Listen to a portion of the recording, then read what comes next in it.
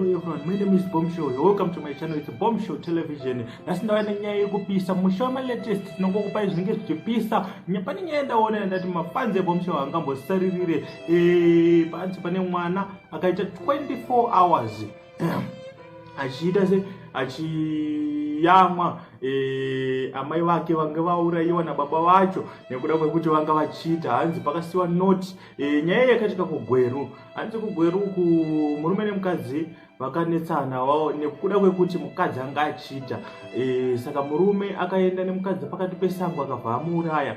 Akazoonekwa mwana Achiyamwa hanzi akaita almost 2 days akagara paside naamai vake. Achiyamwa amai vake vanga vatofa vatourayiwa pakasiwa noti nemurume wacho kuti anga aita se achiita.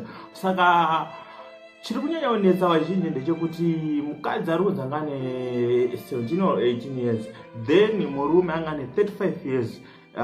Age difference yacho vazhinji vari kuti macomments vazhinji vacho vari kuti it's possible kuti kana pane age difference yakadaro munoita se unokwanisa kuchiita because yakaita kuti kure sei, because right now munhu ane 35 years anenge atori old enough to be like the father of the 17-year child. Saka pakaipa ndo nyaya ndanga ndinayo. So guys, tiudzewo zvamuri kufunga mucomment section ungonyorawo kuti RIP, rest in peace kuna akaita se vakaurayiwa KuGweru. Saka don't forget to subscribe to my channel if you're new here. Ndo nyaya ndanga ndinayo. Thanks for watching.